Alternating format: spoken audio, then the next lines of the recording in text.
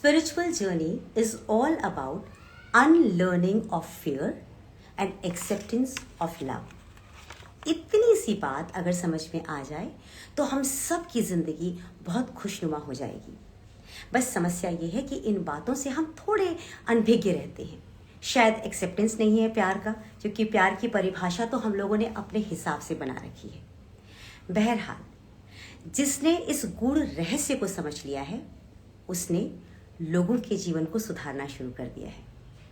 मंथन में आज जिन्हें मैंने आमंत्रित किया है वो व्यक्तित्व भी ऐसी हैं जिन्होंने इस मूल मंत्र को समझ लिया है कि इस जीवन में जो भी है वो सिर्फ और सिर्फ प्यार है, और उसी के माध्यम से हम जीवन भी लोगों के बदल सकते हैं और स्वयं का जीवन भी बदल सकते हैं। आज हमारे बीच में है आचार्य शून्य जी।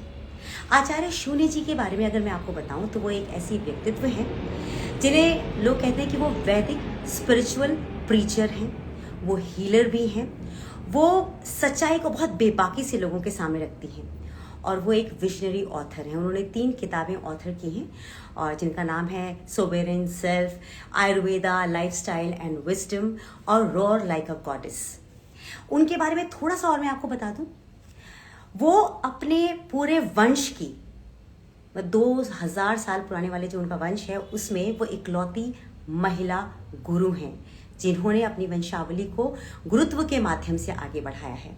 लोगों को वो ज्ञान देती है और उनका तरीका बहुत अलग है। वो बहुत ही खूबसूरत तरीके से समझाती हैं, कहानियों के माध्यम से समझाती हैं, जो कि एक ऐसा आर्ट है जिसके ज़रिए लोग बहुत आराम से उन बातों को समझ पाते हैं जो अक्सर आध्यात्म की भाषा में समझना थोड़ा दुष्कर लगता है। तो आज मैं आचार्य शून्य जी को आमंत्रित कर लेती हूँ और उनसे कुछ बातें कर लेते हैं। अगर आपके मन में कोई सवाल आध्यात्म को लेकर के है तो आप ज़रूर पूछ सकते हैं उनसे। Let me check.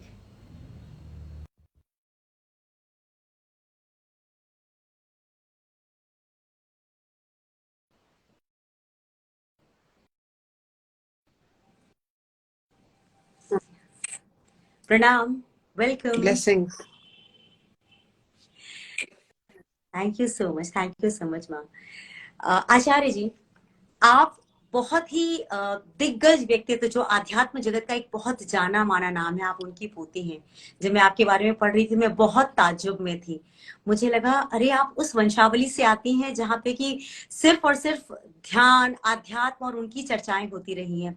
बाबा अयोध्यानाथ जी की पोती हैं आप, और आपके पिताजी स्वयं जो है वो पद्मश्री से विभूषित हैं। तो मैं आपसे जानना चाहूंगी कि आपके पास 2 ऑप्शंस थे। एक ऑप्शन कि आप आध्यात्म के रास्ते पे चलें, जो कि आपके वंशजों में था तो आप उसे ले सकती थी आराम से, और दूसरा आपके पिताजी जिस प्रकार से वो इतने ज्यादा फेमस रहे हैं, लिटरेचर में वो इतने ज्यादा आगे रहे, तो आप उसे भी एक्सेप्ट कर सकती थी। आध्यात्म ने आपको कितना आकर्षित किया? जिस वंशज से मैं आती हूँ उसमें अध्यात्म और जीवन अलग अलग नहीं है। अध्यात्म ही हमारी जीवन की शैली है, और एक गृहस्थ साधु परंपरा वो ही हमारी परंपरा है, जिसमें जो साधु है वो हमारा मन है, जो समधि है, जो हम एक समत्वम के साथ जी सके। इसलिए अपने पिता की तरह लेखन करना वो भी मेरी प्रवृत्ति है, और ध्यान, योग, तप, ये तो मेरे जीवन की समस्त रूपरेखा है। मेरे पिताजी कहते थे बचपन में मुझे छोटा पंडित बुलाते थे, क्योंकि शायद बचपन से ही मेरी रुचि ईश्वर की भक्ति, ईश्वर में ध्यान और वेदांत के प्रति जो एक जिज्ञासा होती है कुछ एक प्राणियों में कि मैं कौन हूँ, मैं कहाँ से आई हूँ, मेरा पूर्ण स्वरूप क्या है, ये सब प्रश्न मैंने बहुत जल्दी पूछने शुरू कर दिए। शायद इसीलिए मेरे बाबा अयोध्यानाथ ने मुझको ही चुना, और वो कुछ जानते थे, इसलिए उन्होंने मेरे बचपन में ही कहा कि तुम आगे जाकर विदेश जाओगी और वेदों की वाणी बोलोगी, और तब मैं छोटी थी और मुझे समझ नहीं आया कि विदेश क्या होता है। क्या मैं श्रीलंका चली जाऊंगी? मेरी बहन थी कि तुमको नाव में रख के विदेश भेज देंगे। मुझे नहीं पता था कि मैं यूनाइटेड स्टेट्स ऑफ अमेरिका में आकर यहाँ पर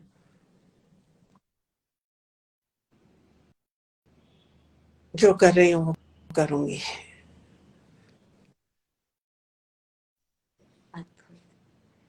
आप जिस हिस्से में गई हैं, हमारे विश्व मानचित्र के जिस हिस्से में आप गई हैं, उस हिस्से को कहा जाता है वो लोग स्पिरिचुअल तो हैं लेकिन उनका स्टाइल ऑफ स्पिरिचुअलिटी बहुत अलग है ना। उनकी तो स्पिरिचुअलिटी में भी ग्लैमर है।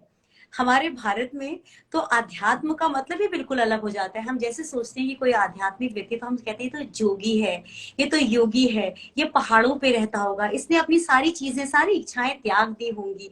हमारे दिमाग में, भारत में हमारे दिमाग में ये एक चित्र रहता है किसी भी योगी और सन्यासी का।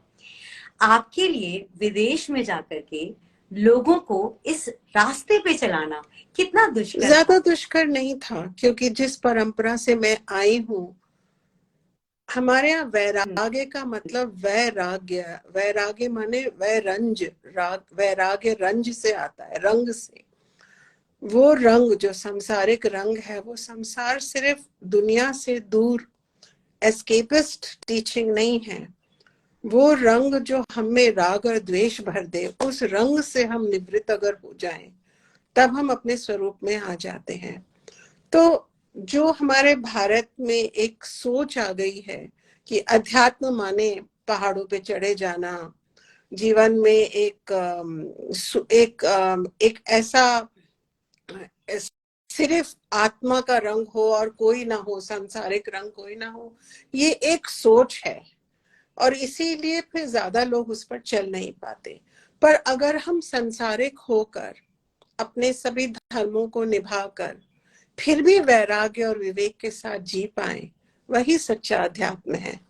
As a mother, as a father, as a doctor, as a professor, if we can have elevated consciousness, कोई ऊंची हमारी सोच हो सकती है, हमारे मन में श्रद्धा और भक्ति के बीज हो सकते हैं, तो हम धर्म भी पूरा कर पाएंगे और मोक्ष के प्रति भी अग्रसर रहेंगे। तो एक तरह से मैं विभिन्न भी हूँ, डिफरेंट हूँ from the way Vedanta has been offered और the way spirituality is being taught, जहां पर एक पोलैरिटी है कि या तो आप दुनिया को चूज कर लीजिए या ईश्वर को। पर मेरी सोच से, और ये पुरानी सोच है, मेरी नहीं है, मेरी परंपरा की सोच है कि हमको अपने जीवन में और अपने अध्यात्म में अलग अलग चॉइस नहीं करनी है। They are one. आपकी बातें सच में कितनी प्रोग्रेसिव हैं। अन्यथा मैंने हमेशा यही सुना है कि अगर आपको आध्यात्म के रास्ते पे चलना है तो वो रास्ता अलग है, वो घर से होकर नहीं चलता, वो घर के बाहर से होकर चलता है। और आपने सही कहा, शायद इसी वजह से इस मार्ग पे चलने में बहुत खौफ होता है। और लड़कियों के लिए तो सबसे बड़ी मुश्किल चीज होती है कि हमें तो घर त्यागना पड़ेगा, जो कि एकदम नामुमकिन सी बात है। अब घर त्यागने से मुझे एक बात ध्यान आई। आप जिस रास्ते पर चल रही हैं वो पुरुष प्रधान रास्ता है। आध्यात्म में मैंने वर्चस्व हमेशा पुरुषों का देखा है कि मेल डोमिनेटिंग, मतलब जैसे सोसाइटी में है ना, वैसे मुझे लगता है कि आध्यात्म भी उन्हीं के अधीन है। वहां पे अपना वर्चस्व स्थापित करना और इतने ग्रेसफुली रहना, क्या आपके लिए आसान रहा? आसान रहा, क्योंकि एक तो जिस परिवार में मैं बड़ी हुई, अद्वैत हमारी परंपरा है, तो हमारा लिंग, हमारा शरीर, हमारा नाम रूप, ज्यादा उससे ज्यादा मायने मायने है हमारी आत्मा। एक तो वो मेरा बचपन का जो मुझको मिला, वो बहुत बड़ी बात थी। दूसरी चीज, मैं माँ की भक्त हूँ, देवी माँ की। एंड द डिवाइन मदर, उन्होंने उन्होंने सब कुछ शिक्षा दी है, कैसे जीना है, कैसे अपने आप को पूर्ण रूप से स्वीकार करना है, अपनी कमजोरियों को भी और अपनी शक्तियों को भी। मैंने अब स्वीकार कर लिया है कि मैं भी देवी का ही अवतार हूं, चाहे एज अ मॉडर्न वुमन, एक छोटी अवतार हूं, इंसान हूं, पर मेरी मानवता में भी दिव्यता है। और उसके लिए मुझे कोई मिरेकल्स करने की जरूरत नहीं है, कोई पाखंड करने की जरूरत नहीं है। हर जीव, हर जीव में दैविक अंश है। और जब वो दैविक अंश माँ दुर्गा, माँ लक्ष्मी, माँ सरस्वती से जुड़ा हो, when that अंश, when that part of you can roar with unapologetic self love, जो आपने बात करी, प्यार की, प्रेम की, स्नेह की, जब भक्ति और श्रद्धा ध्यान बन जाए, ध्यान से योग हो जाए, उस योग से साक्षात्कार हो जाए अपनी दिव्यता का, तब अपनी कमजोरियों और अपने अपनी कमजोरियों के साथ साथ आप अपने अंदर एक विशालता पाते हैं। So your thinking changes, और शायद at the right time, in the right century, at the right turn of the momentum from the power being only in one samu, the masculine gender, to now being shared by the feminine gender and the non-binary gender, शायद ये एक किसी बहुत बड़ी शक्ति की ये planning है कि मैं ही अपनी परंपरा को आगे बढ़ा रही हूँ, और अद्वैत और योग जैसी बड़े बड़े ट्रेडिशंस को आई कैन टेक फॉरवर्ड। क्योंकि हमारी जो वैदिक परंपरा है, इट इज हाईली इंक्लूसिव। उसमें तो ब्रह्मवादिनी और ऋषिकाओं की चर्चा है, तो मैं भी उसी परंपरा को आगे बढ़ा रही हूँ। डर नहीं लगता। आपने बहुत सही बात आपने कही। आपने भी बातों बातों में बताया कि हम जिस सोर्स से आए हैं, मुझे ऐसा लगता है कि अगर हम जिस सोर्स से आए हैं, तो यहाँ आने के बाद हमारी उससे कनेक्टिविटी बनी क्यों नहीं रहती है, टूट क्यों जाती है? हमें उसे ढूंढने में इतना वक्त क्यों लगता है? और कुछ जीवन तो यूं ही गुजर जाते हैं फिर से जन्म लेने के लिए, और हमारा उससे कनेक्शन हो ही नहीं पाता है। यही है माया का स्वरूप, हम भूल जाते हैं। जब हम बहुत नन्हे मुन्ने होते हैं तो किसी भी बच्चे से पूछो इस दुनिया में सबसे स्पेशल कौन है, तो बच्चा कहेगा मैं। उस मैं में दिव्यता है, पर समय के साथ हमको फिर से विस्मरण कराना पड़ता है, और इसीलिए गुरु का और शास्त्र का महत्व है हमारे हमारे देश में। कोई एक ऐसी आत्मा आएगी, और गुरु वो नहीं है जो जो कह रहा है कि मैं गुरु हूं। कभी कभी गुरु ऐसी जगह मिल जाएगा, जीवन की ऐसी गली गलियारी में मिल जाएगा, जो हमसे कहेगा कहाँ जा रहे हो और कौन हो, और याद करो कि तुमने क्यों जन्म लिया। और वो कुछ दो चार शब्द ऐसे निकलेंगे उस आत्मा के मुंह से, जो आपके कानों में अंदर जाएंगे और आपके अंदर एक अजीब ध्वनि शुरू कर देंगे, और वो ध्वनि होगी ओम की। तो हर इंसान के लिए, हर जीवात्मा के लिए एक गुरु आत्मा है। क्या आपका उससे साक्षात्कार होगा कि नहीं, वो इस जन्म में, वो आपके लेखे जोखे में नहीं है कि आप किसी की वेबसाइट पे गए और किसी का इंस्टाग्राम सुन लिया और वो आपका गुरु है। आप गुरु को नहीं चुनते, गुरु आपको चुनता है। कि तुम्हारा समय आ गया, और फिर वो गुरु आकर आपको, आप किसी भी अवस्था में होते हैं, वो आपको जगा देता है। यही है कि हम सत्संग में जाते हैं, गुरुजनों के सानिध्य में रहते हैं, हम उनसे शास्त्र की वाणी सुनते हैं। वो सब तो सिर्फ तैयारी है, केवल मात्र तैयारी है कि जब हमारा गुरु आएगा और जब वो हमसे 2 शब्द बोलेगा या बोलेगी, हम पहचान जाएंगे। तो ये एक पूरी श्रृंखला है इंसान के जीवन की जो होनी होती, किसी ना किसी जन्म में ऐसा होता है। जब मेरे बाबा ने, मेरे घर में मेरी दादी भी हैं, पिता भी हैं, माता भी हैं और सब विशाल व्यक्तित्व, परंतु जब मेरे बाबा ने मेरी आंखों में देखा और बात करी तो मेरी आत्मा सहज पहचान गई कि ये जो संवाद हो रहा है, ये जो डायलॉग है, ये बहुत इंपॉर्टेंट है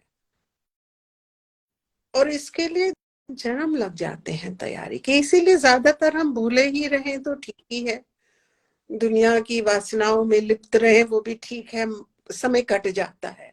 क्योंकि अगर हम जग गए और गुरु ना था, अगर संसार का सूनापन हमको दिख गया और फिर हम बैठे हैं अकेले, तो बहुत घबराहट होगी। So at the time of disillusionment from the samsar, there should be the new path sure, जो कि हमको इस लोक से परलोक की तरफ ले जा सके। तब तक हम लोग खोए रहे मेले में, वही ठीक है। सही आपने बिल्कुल सही कहा कि जब बीच में थोड़ा सा ज्ञान हो जाए और आपको फिर कोई रास्ता ना मिले तो ऐसा लगता है कि ना न डूब पा सांस रहे ले हैं ना पा बाहर रहे हैं, न निकल डूब पा पा रहे रहे हैं। हैं और फिर गलत सलत पाखंडीय गुरु और उनके सब चीजों चक्रों में हम फंस जाते हैं और अब पाखंड शुरू कर देते हैं, मालाएं पहन लेते हैं और सब तरह से तैयार हो जाते हैं, परंतु दैट वो हमारा पतन होता है। दैट इज नॉट द उत्तमम quality of our being, that is not so. आपने किताब लिखी रोर लाइक गॉडेस, नाम सुन के ही मुझे ऐसा लग रहा था कि ये कुछ ऐसी चीज है जो कि हम सबको जगा सकती है, क्योंकि हम लड़कियां कहाँ रोर करते हैं, वो भी लाइक अ गॉडेस, सोच भी नहीं सकते हम लोग। इस किताब के बारे में जरा सा बताइए ना। 2021 की नवरात्रि में मैं नवरात्रि लीड करती हूँ ऑनलाइन 10-15 साल से, और पूरे विश्व से खासतौर से औरतें आती हैं और मेरे साथ जुड़ती हैं। और शायद 6 दिन था माँ कात्यायनी का, और मैं भक्ति भाव से लुप्त थी और मैं अपनी रेगुलर राइटिंग कर रही थी। मैं एक आयुर्वेदिक मनोवैज्ञानिक किताब पे काम कर रही थी, काफी एकेडमिक सीरियस बुक थी, पर अचानक से मुझको लगा जैसे कि कुछ एनर्जी चेंज हो गई है। तो मैंने एक नया पेज शुरू करा अपने लैपटॉप पे और रोड लाइक अ गॉडेस निकलने लगी मेरे अंदर से। ना मैंने उसके बारे में प्री मेडिटेट करा था, ना प्लानिंग करी थी। मैं देवी भक्त थी, पर वो मेरी प्राइवेट प्रैक्टिस थी। मैं दुनिया में तो अद्वैत, आयुर्वेद और योग के नाम से जानी जाती हूँ। मैं कभी कभी कभी देवी के बारे में बात करती थी अपने शिष्यों से, पर वो भी एकदम इनर सर्कल से। बाकी तो कोई प्लान नहीं था रोड लिखने का। परंतु जब एक फल पूरी तरह से तैयार हो जाता है, राइप हो जाता है, तो उसको तोड़ना नहीं पड़ता, वो पेड़ से स्वयं गिर जाता है। उसी तरह से मेरे अंदर माँ की रोर, माँ का हुंकार इस तरह से तैयार हो चुका था कि वो अपने आप ही निकल आया, रोर लाइक अ गॉडेस बनकर। और अब जहां जहां भी जाती हूँ अमेरिका में, तो मैं अपने सारे स्टूडेंट्स जो कि हर लिंग के होते हैं, male female non binary gender, मैं सबसे हुंकार करवाती हूँ, करके आवाज निकलवाती हूँ। बड़ा मजा आता है, अच्छा लगता है, मिलता है, क्योंकि we women have lost our voice. हम अपने आप को भी नहीं सुन पाते, तो दूसरा क्या सुनेगा हमको। आप बहुत सच बोलती हैं, आपके बारे में आपके प्रोफाइल में मैं पढ़ रही थी तो आप एक ट्रुथ टेलर के रूप में जानी जाती हैं, और आप अपने आप को ऑथेंटिकेट करने के लिए आप कहते हैं कि भाई अपनी आपके अंदर ऑथेंटिसिटी होनी चाहिए, और सेल्फ रिमेम्बरेंस की बात आप करती हैं। ये सारी बात आप आप ना निश्चल बातें आप छली समाज में करती हैं। आपको आपको ऐसा नहीं लगता कि हम जिन चीजों में, जब फेक वर्ल्ड में अगर आप ट्रुथ की बात करें तो एक्सेप्टेंस में प्रॉब्लम कितनी होती है? चलता है, जो एक्सेप्ट करे ना करे, जो सच है वो तो सच ही है। और जीवन में एक समय आता है जब आप किसी को छल नहीं सकते, क्योंकि दूसरे को छलना माने अपने आप को छलना। एक ही तो आत्मा है जो सब में बसती है। तो मेरे जीवन में कोई पूछते हैं कि आपका ध्येय क्या है, गोल क्या है, मिशन क्या है। मेरे तो कोई मिशन ही नहीं है। अगर कोई फूल महक रहा है तो वो भी माँ की इच्छा है। कोई कोई फल पक रहा है, वो भी माँ की इच्छा है। अगर उसने मुझको वाणी दी, उसने मुझ में अच्छे संकल्प दिए, शुभ संकल्प दिए, और उन शुभ संकल्पों से मानव का जन कल्याण हो रहा है तो हो रहा है। उसमें मैं क्या कर रही हूँ, उसमें मेरा मैं क्या आता है। अब वो कितना एक्सेप्ट होता है, कितना नहीं होता है, आजकल क्या ट्रेंडी है क्या नहीं है, अब उसकी उसकी अरिथमेटिक तो मैं नहीं रख पाऊंगी। आपको कभी मतलब ये आपका बहुत ही पर्सनल मुझे लगता है कि आपका एक्सपीरियंस है, लेकिन मैं आपसे सच में जानना चाहूंगी, क्योंकि हम लोग ना इस पार बैठे हुए हैं, हमें उस पार की दुनिया मालूम ही नहीं है।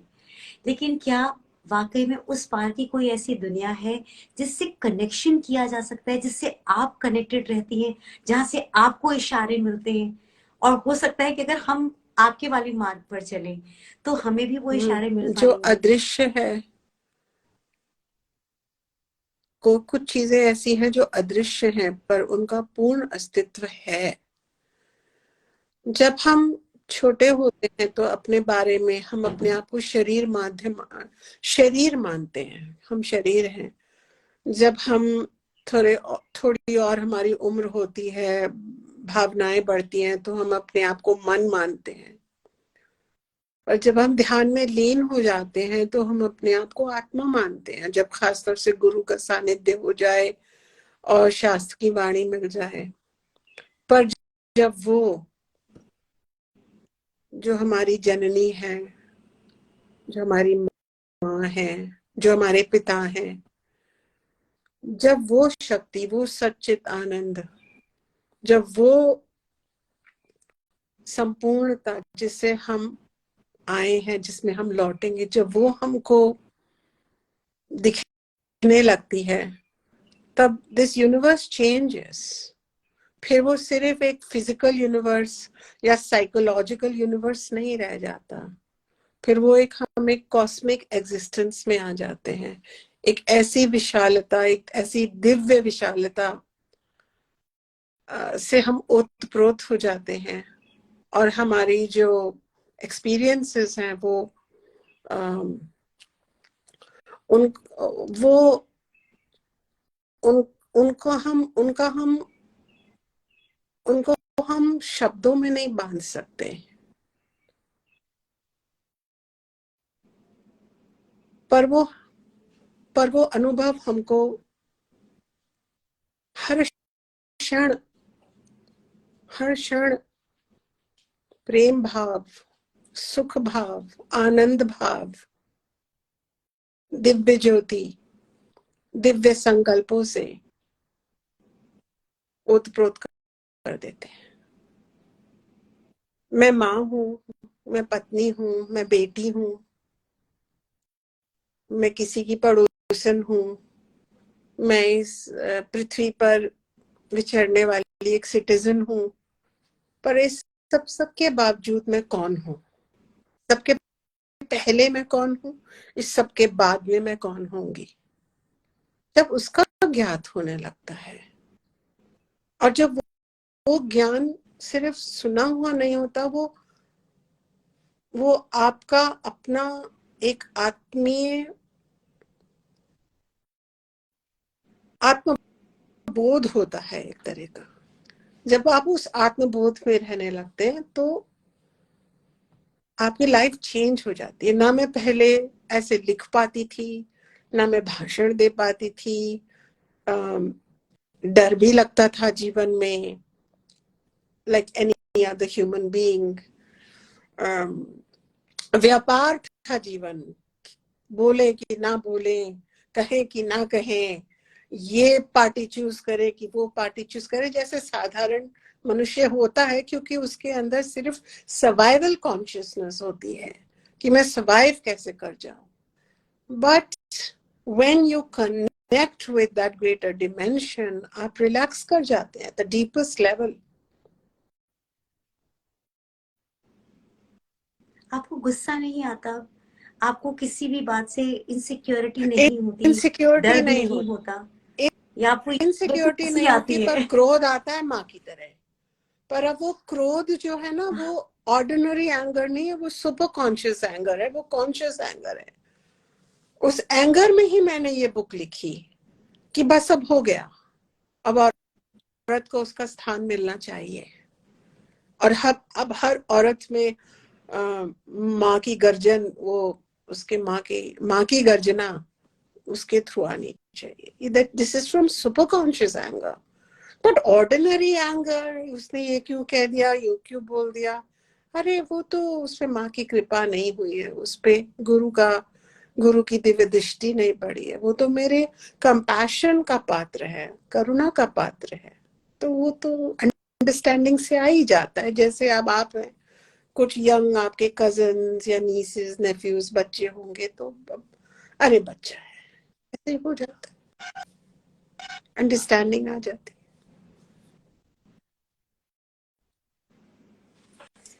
आपको कभी किसी बात का कभी कोई रिग्रेट हुआ है? है। अब रिग्रेट क्या, मेरी गलती में भी माँ है, मेरी शक्ति में भी माँ है, अब क्या गलती।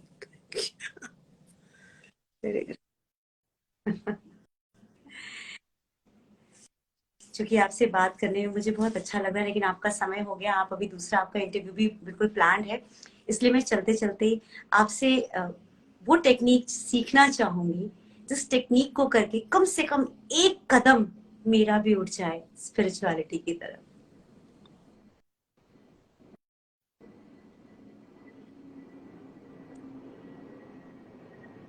स्पिरिचुअलिटी की टेक्निक्स तो बहुत हैं योगिता, परंतु शायद more than technique I would like to say something कि वर्ल्ड में एक बार कंट्रोल छोड़ दो, एक बार, और अपने जीवन में अपना पुरुषार्थ करें। हम सब पूरी चेष्टा करें, पूरे संकल्पों को पूरी तरह से निभाएं, अपने धर्मों को, परंतु कंट्रोल छोड़ दें। और जो जिस भी रूप में आपको ईश्वर भाता है, तो ईश्वर समर्पण बुद्धि से काम करें। जैसे हम ये इंस्टाग्राम लाइव कर रहे हैं, ईश्वर में समर्पण कर दीजिए। जिसने देखा देखा, जिसने लाइक किया नहीं किया, अब आगे जाके डिलीट हो गया, क्या हो गया, ईश्वर में समर्पण। हमने अपना काम पूरे लग्न से आपके दिए गए सभी इंस्ट्रूमेंट्स को यूज करते हुए हमने अपना कर लिया। और ईश्वर प्रसाद बुद्धि जो उसके बाद हो, वो आपका प्रसाद है, अच्छा या बुरा, आधा या अधूरा, वो आपका प्रसाद है। जब हम ईश्वर अर्पण बुद्धि और ईश्वर प्रसाद बुद्धि के साथ अपने जीवन को जीने लगते हैं, तो हमारे को इतनी एंजाइटी नहीं होती, टेंशन नहीं होता। अभी कुछ महीनों पहले मुझे मेरी टीम ने बताया कि हमारा तो एक बहुत बड़ा फेसबुक अकाउंट है, उसमें बड़े हजारों लोग हैं, और वो हैक हो गया। अच्छा भाई, ठीक है, ईश्वर प्रसाद बुद्धि, जो उसकी इच्छा। कुछ महीनों बाद बताया गया नहीं, वो वापस मिल गया। भाई वाह, भाई वाह, अरे भाई ठीक है, वापस आ गया। तो तब आप अपने मन, आप शांत होने लगते हैं। और जब आप वो कंट्रोल छोड़ देते हैं, तो ईश्वर को ये इंडिकेशन मिल जाता है कि यू आर रेडी। और फिर वो आपके जीवन के साथ और उलझ उलझ के उसको सुलझाने लगता है। So this is my teaching. सबसे बेस्ट है कि वो उलझ के सुलझाने लगता है। This is the best thing. Acharya ji सच में बहुत बहुत धन्यवाद आपका। यूँ तो मुझे लगता है कि आध्यात्म के ऊपर अभी ऐसी बहुत सारी बातें हैं जो कि अगर हम शुरू करें तो वो एंडलेस है, क्योंकि जब तक हमने पहला कदम नहीं रखा होता है तब तक हमें कुछ समझ नहीं आता, लेकिन जैसे ही पहला कदम पड़ता है तो और जानने की जिज्ञासा बढ़ जाती है। और आपसे बात करके मुझे लग रहा है कि अभी ऐसी बहुत सारी चीजें हैं जो हम कर सकते हैं।